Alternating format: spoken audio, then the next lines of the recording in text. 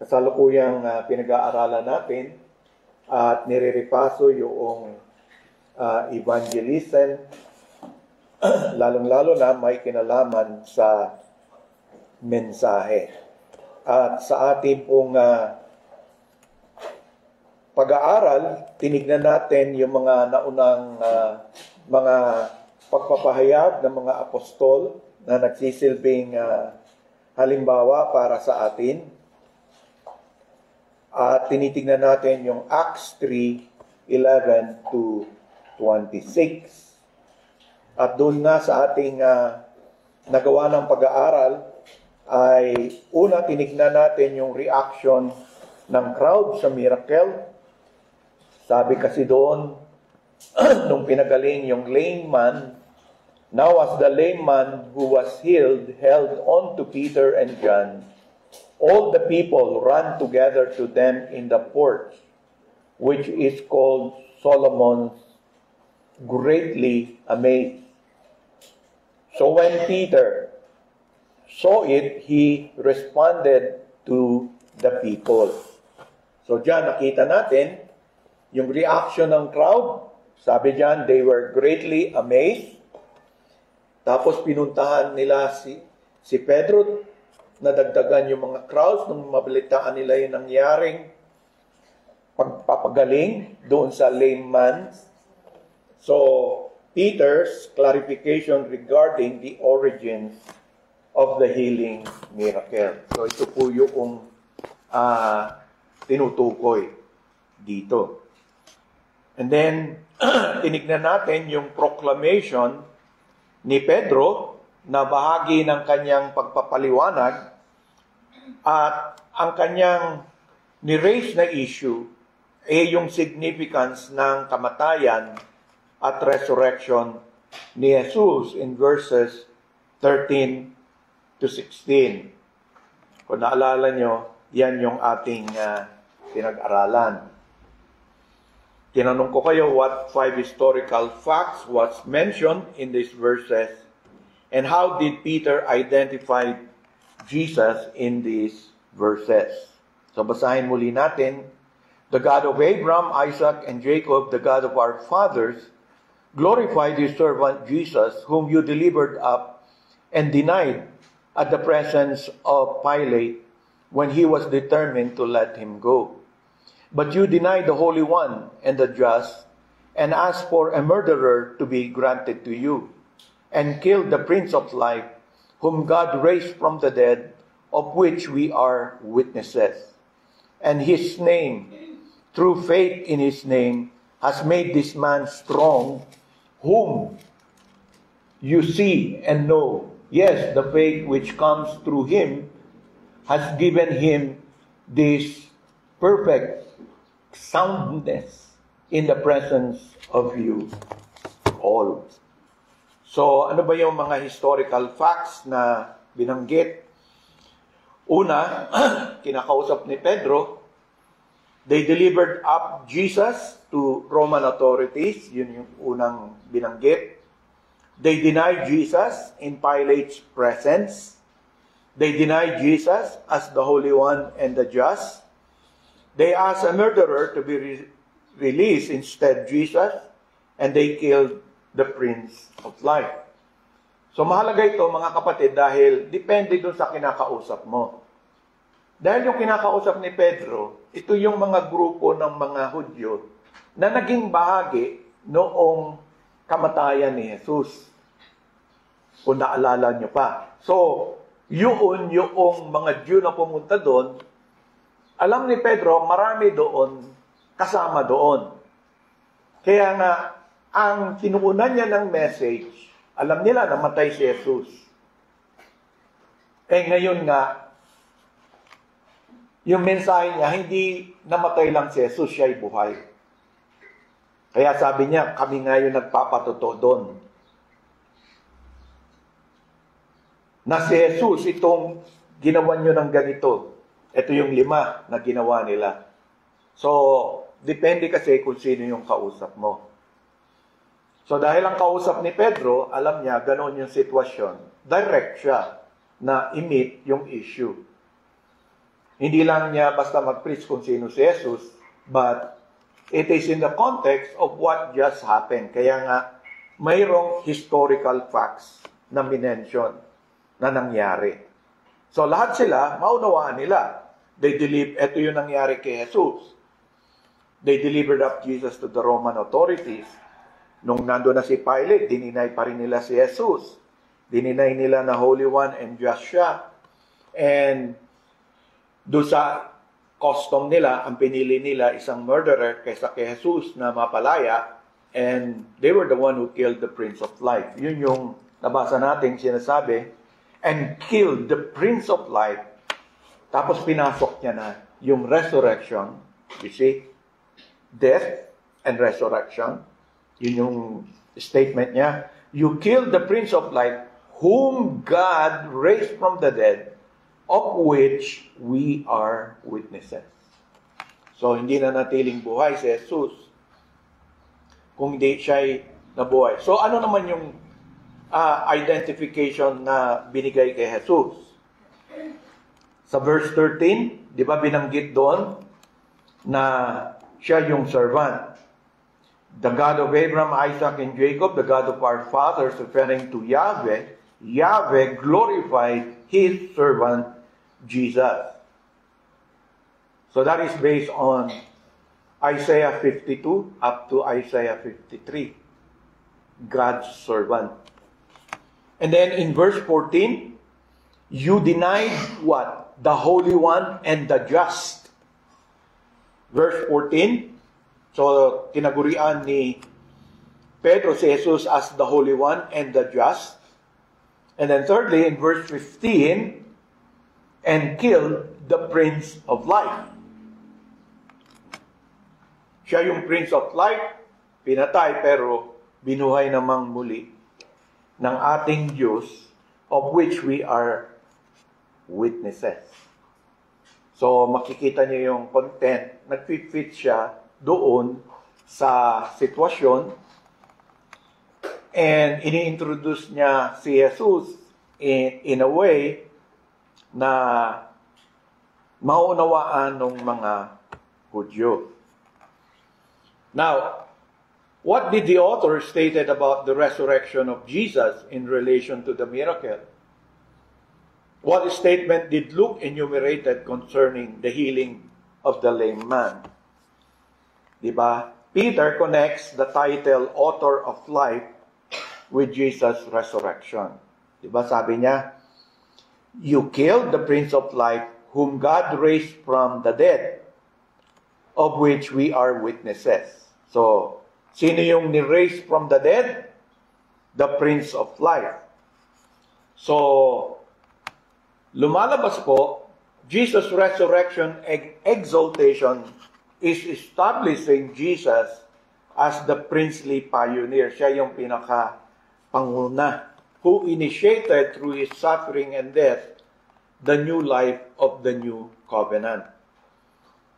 Yan po yung basic teaching ng kabuang New Testament pagdating sa resurrection ni Jesus. Peter affirms the truth of baliktad lang yan. Jesus' resurrection and of His power to heal the lame man with the fact of His eyewitness testimony. And later on, i-develop yon ng malinaw.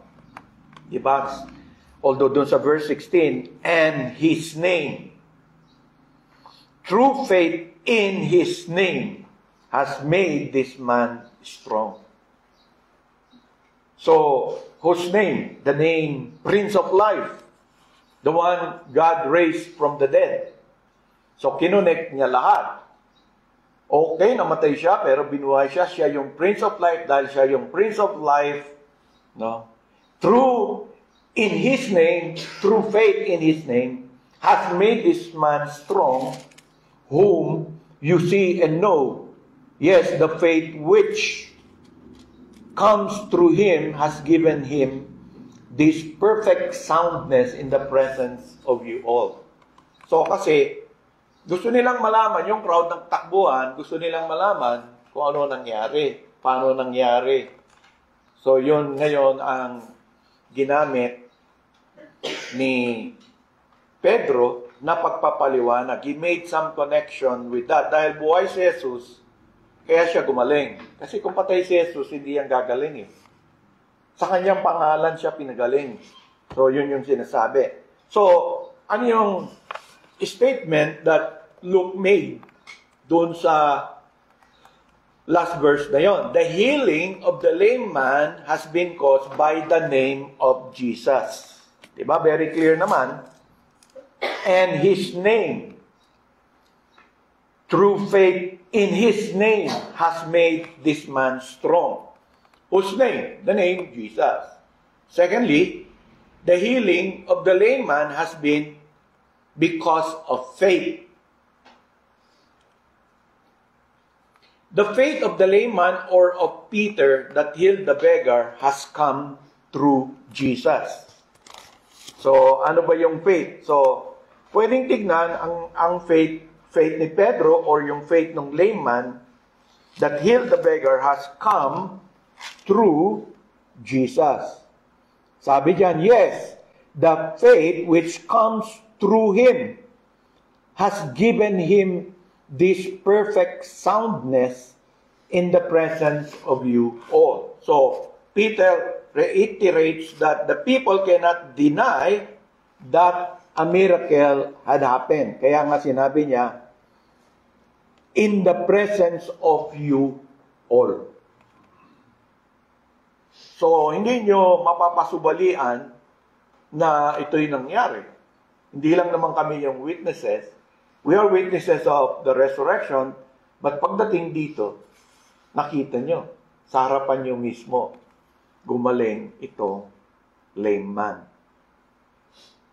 So, yun po yung mga statements, yun po yung mga connection na ginawa ni Pedro in sharing the gospel sa kanila, in sharing Jesus. So, may konteksto parate. Kaya nga sa ibang konteksto, iba din. Halimbawa, yung rich young ruler. Diba? Ano ba yung pinaka-issue doon? Diba? Ang issue doon is yung selfish, self-gratifying enjoyment niya sa mga iba't ibang bagay na binibigay ng mundo. At ang tingin niya, gusto niyang kasama ng accumulation niya yung life eternal. Hindi naman talaga siya interesado spiritually doon sa life eternal. Kaya yung response ni Jesus is to reveal what is in his heart. Kaya nung sinabi niyang, give the riches to the poor, wala na. Nalungkot niya because there is that selfish, self-gratifying accumulation of the things he believed that is precious. At kinonsider niya yung eternal life as one of the precious things he wants to have. But merely as a possession. You are treating eternal life as a possession. Kaya nga sabi ni Jesus, okay, bibigay ko sa iyo, but alisin mo yung lahat.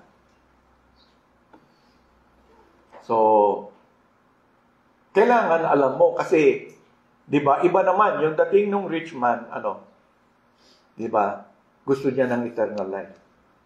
Very direct siya. So, iba naman. Ito, dahil may miracle na nangyari, takbuhan sila, tinatanong nila.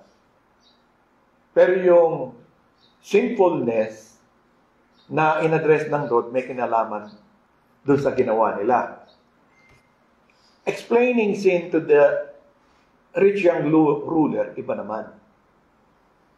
Nakukuha niyo? Pagdating kay Nicodemos, si Nicodemos, basang-basa ni Jesus dahil ruler siya. Di ba? Yun ang desire ng mga ruler, yung mga pariseo, yung mga matatalino. Di ba? Ano yun? Yung pagbabalik, yung pangakong Jewish Messiah. At gusto nila yung kaharian. Kaya nga, si Jesus, in-address niya yung desire ni Nicodemos to be part of the kingdom. Kaya, ganun na lang siya si Nicodemos, respetado, umasa si Nicodemos sa nakita niya kay Jesus na si Jesus na yung promised Messiah. Pero yung interest ni Nicodemus, makakapasok ba ako sa kaharian ng Diyos? Kaya nga, ang sagot ni Jesus sa kanya, kahit hindi pa siya nagtatanong, di ba? May kinalaman dun sa desire niya. So, iba-iba yung depende kung sino yung kinakausap mo. Kasi yung iba, ang gusto, methodology na parang, lahat shoot na lang dun pag nag-share ka ng gospel. So, meron naman tayong how to share the gospel to the Roman Catholic. Kung yun yung usapin. Kunyari, kung ang usapin nag-share ka sa opisina, yun nga yung delikado doon. Kasi when you talk about sin, you have to talk about sin. Pinaka-best doon sa opisina. Halimbawa ng kasalanan na parang natural lang. Yung pagnanakaw, yung ganito. Kung ikaw ganun din. Nakuha mo, kasi ka-opisina mo, nakikita nila yung ethics mo, halos kapareho nila. Mahirapan ka mag-share. Kasi yung isi-share mo about pagpapaliwanag mo ng sinfulness, nakikita nila sa iyo. Kaya nga, dapat exemplary yung life mo. Diba? Sasabihin mong kasalanan, kunyari, dito nakikita mo sa opisina, yung chismis, sabi sa Bible, isang bahagi ng kasalanan niya. Ano ba yung mga common doon, di ba? So, pero kasama ka rin sa chismis, nakikinig ka. Nai-enjoy mo. How can you share when you now talk about sin? Kasi yun yung context eh. Kaya nga gusto na iba, just sin very well. Are you a sinner? Of course not. Oo naman. Try to begin to talk about examples of sin. Kunyari, sa bahay, di ba, sinishare mo yung magulang mo.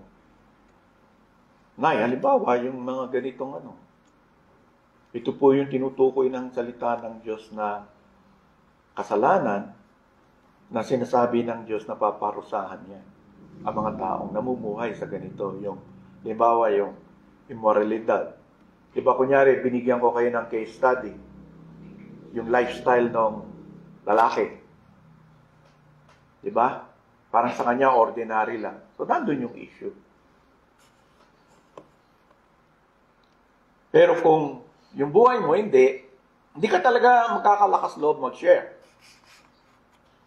Kakabahan ka, baka mamaya, yung paliwanag mo, pagdating sa kasalanan, ang makita yung kasalanan mo. Involved ka rin. So, kasi si Jesus, ganyan siya.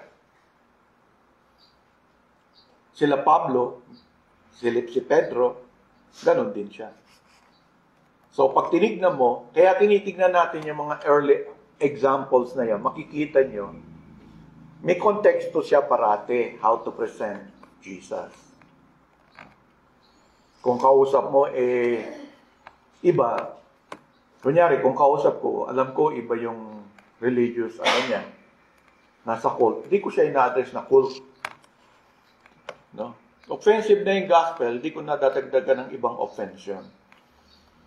I'll talk to him about who Jesus is. No? Usually, nire-raise ko sa mga ganyan, yung Jesus, we believe Jesus is not only the promised Jewish Messiah who will save his people from their sin, but he is also God, according to John. He was in the beginning. So, sasabihin mo yun sa kanya. And then you can ask, is the Jesus you believe the same Jesus? Diba?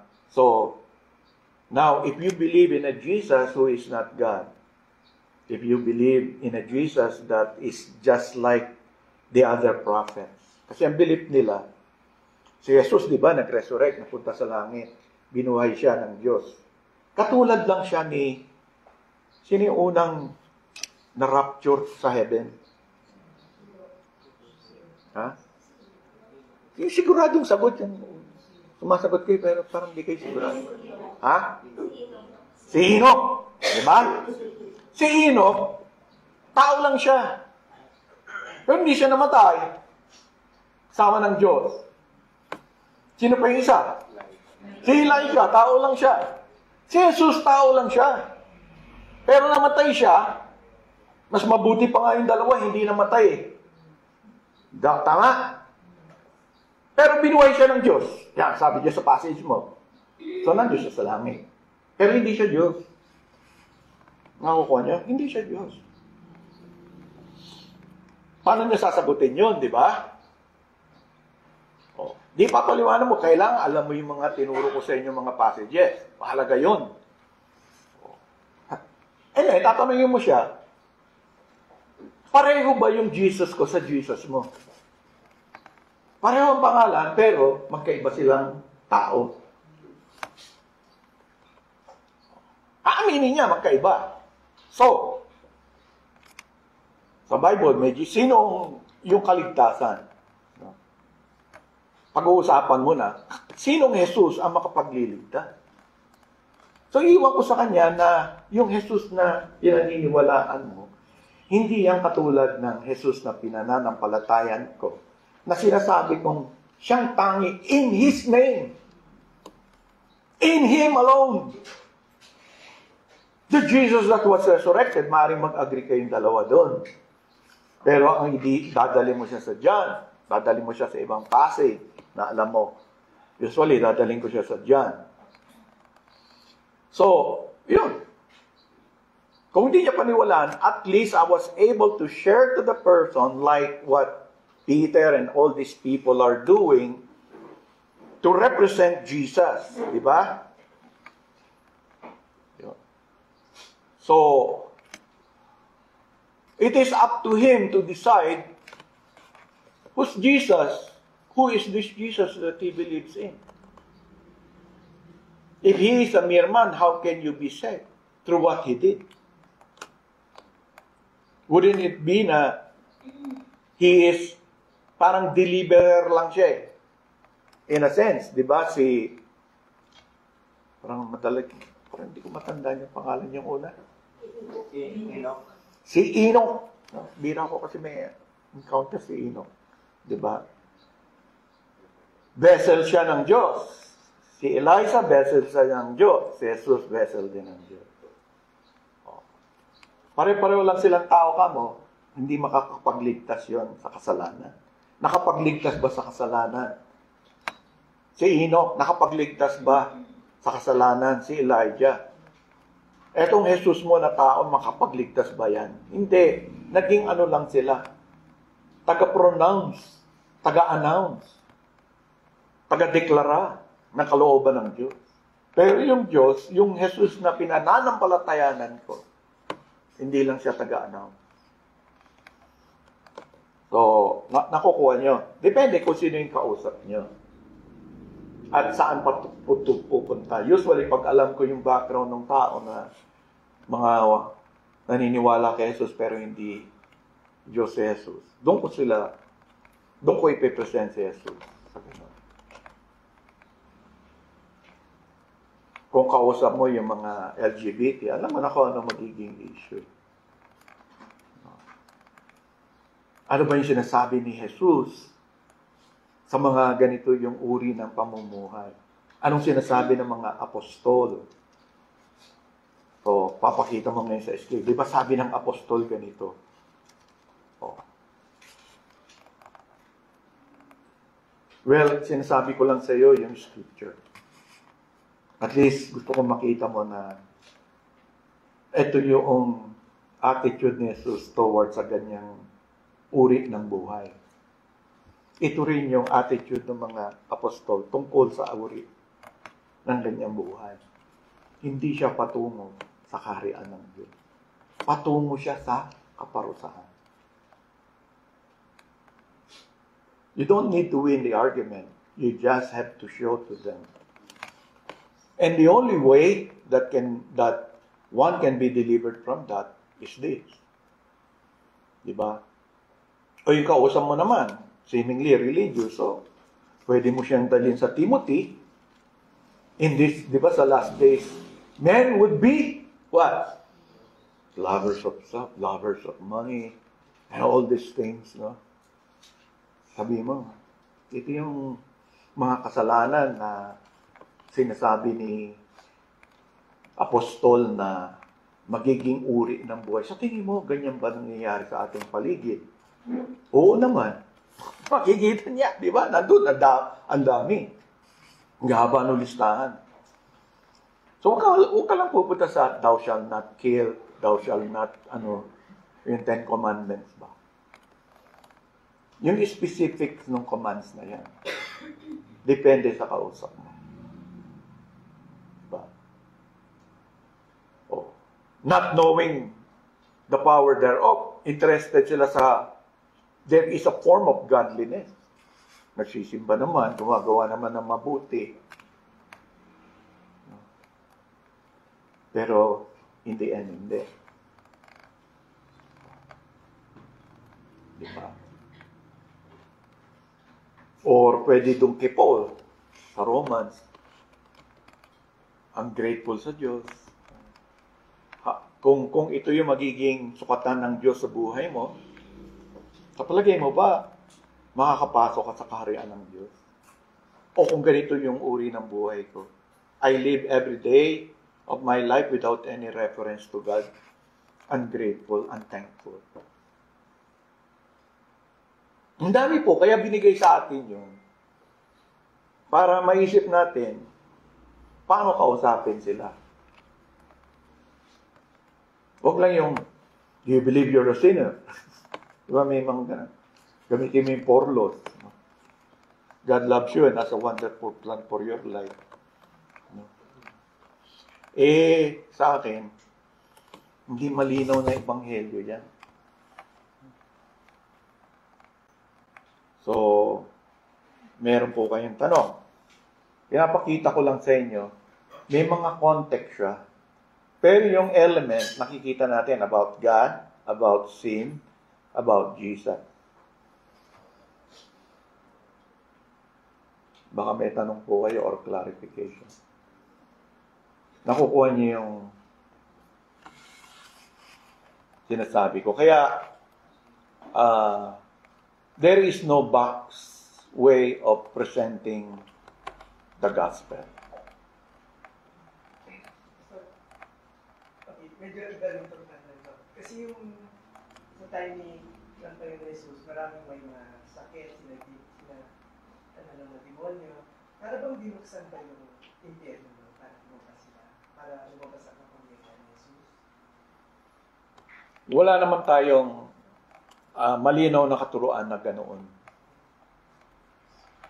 Ang alam lang natin, yung sinasabi ni Pablo na the prince of the power of the air is the one in control sa operating sa world. Yung evil na nakikita natin, yung mga demons na sinasabi, evil spirit. Part yan nung sinasabi ni Paul about yung mga dominion, diba? Kaya nga yung iba, yung mga turo about sa mga ganyan na kung ano-ano yung inisip nila, yung casting, paano mag-cast ng demons, yung kinocommand yung demon, no? Baka pagtawanan ka lang ng mga demon na yun.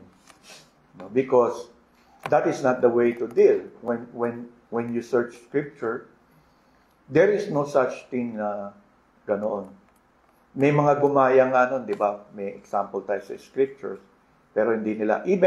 Even the apostles have struggled yung pinag-aralan natin. Why cannot they do it? Di ba? Nagtaka rin sila. Nagawa na nila dati. Pero ba't hindi nila nagawa? So, yun po. Kaya pinag-aaralan natin yung mga ganon para makita natin. There is no such box things na ano. Parang sa atin din, sometimes, yun, makikita natin later as we progress, even doon sa the call of God, no, to repentance and faith. Makikita natin, may pagkakaiba rin. But, at least just to summarize, the focus on Jesus' name And faith implies an appeal to the audience. Nung present na ni Pedro to, doon mo masasense, patungo na siya doon. Sa implikasyon nito, doon sa audience yung message niya. Peter challenges to come to faith in Jesus. God's crucified and risen servant, the holy, the righteous one, the author of life. Yan yung sentro ng kanyang Jesus name. This appeal becomes explicit in verses 17 to 21. Kaya pagdating natin, ito yung fourth major outline natin, exhortation to repent and receive salvation through faith in Jesus Christ. I-elaborate na ni Pedro, ipapaliwanag niya yung bagay na yon. At dalawa yung makikita natin in verses 17 to 18, and then yung mahaba, yung exhortation to repent and receive salvation through faith in Jesus in verses 19 to 26. Pero yung una, Jesus' death was the fulfillment of God's plan of salvation. Di ba? Kung naalala niyo, sinabi ko sa inyo, sometimes you have to think sa situation, meron bang mga information na dapat kong ibigay sa kanila na hindi nila alam? Meron bang information na dapat kong i-strengthen? Tapos sabihin ko yung view ko, halimbawa yung senior ko nga sa inyo, naniniwala sila kay Jesus. Naniniwala si Jesus ay namatay, servant ng God. Pero alam mo, yung kausap ko, oneness siya. So iba approach mo. O kaya, hindi siya naniniwalang Diyos siya. So yun yung tinatouch mo. Hindi po, meron kayong common, you can agree. Ang itatouch mo doon, yung hindi siya mag-agree. Para mapakita mo na not all Jesus are the same. And He Himself will acknowledge yung Jesus na pinananampalatayanan mo, hindi yun yung Jesus na tinitignan niya. And then, if you say that salvation is in Jesus, you can ask Him. Since you believe in your Jesus, how can you explain to me, can you share to me how you can be saved? Through that Jesus. O sabihin niya, hindi naman tinuturo sa amin yan. Ang sabi, pag sumama kami sa church. So, kunyari, yun ang sagot niya, ganun pang unawa niya. Joining the right church. Diba? Who is the right church? Is it the Catholic Church? Roman Catholic Church? Kasi, sa Roman Catholic Church, mapupunan nyo, bakit pagka namatay, parang considered pa rin lahat, nasa purgatorio lahat. Kasi nga, kung nabautismuhan na siya, nung bata siya, that is a baptismal regeneration. Yung bautismo sa Katoliko, kung naalala nyo, di ba? Doon sila nagiging ligtas doon sa original sin. Wala na yun. Kaya nga, si Jose Rizal, hindi siya Katoliko, hindi siya pwedeng ilibing sa libingan ng mga ano. Talagang hindi siya ligtas. Nakuha niyo? Hindi ka Katoliko eh. Pero kung Katoliko ka, napag-bautismuhan ka ng magulang mo, ano ba ibig sabihin ng bautismo sa kanila?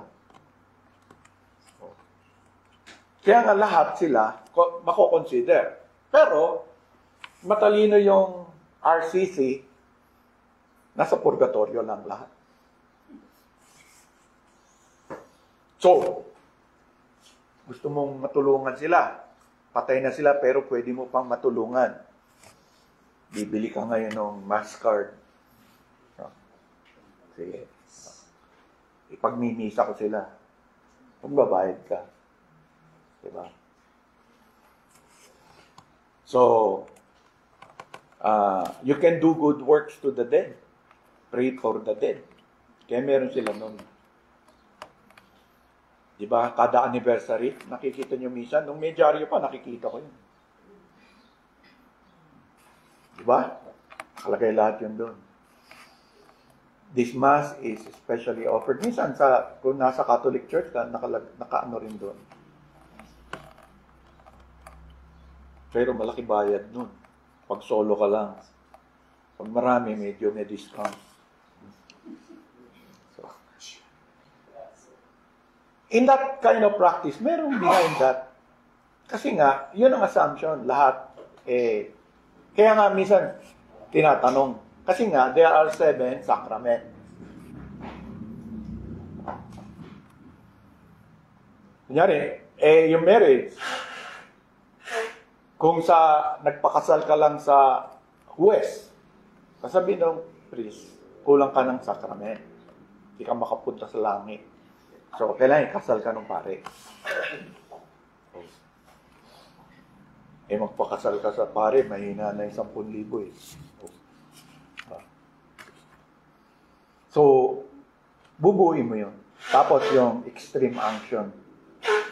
Pag mamamatay na, mag-Lord's Supper. Kasi may puntos lahat yun eh. Pag kulang ka, yun, pag-pray mo yung dead ngayon. Kulang yung yung kapatid ko eh. So, pag ako nga yung gagawa ng good works para sa kanya. Para makapunta siya sa langit. Basahin niyo lang. Di ba, minsan tinuruan ko kayo sa baptism ng Nakalathala naman ang belief nila. Mababasa mo naman. Hindi po ako nag-invento, mababasa mo siya. Okay? So, kaya mahalaga. Dito, ang inintroduce ni, dahil nga, ang issue, kamatayan, tsaka yung resurrection. Alam ng mga tao, namatay itong Jesus nila eh. Pero sinasabi niya. So, dun sa second speech niya, in-address niya yung mga Jewish listeners as brothers. So, kung babalikan ninyo, sa Acts, ganun niya in-address kasi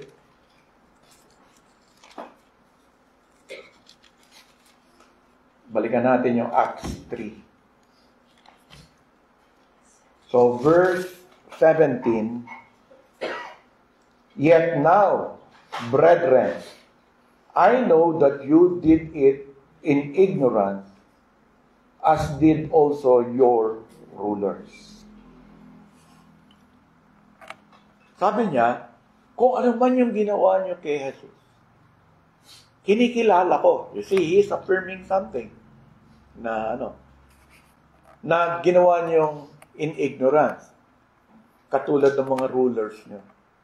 Ang tanong ko sa inyo, basahin niyo yung text, ano yung ignorance na nire-refer ni Pablo? What is that ignorance? They acted in ignorance. Ano yung ignorance? Kasi remember, nireject nila si Jesus eh.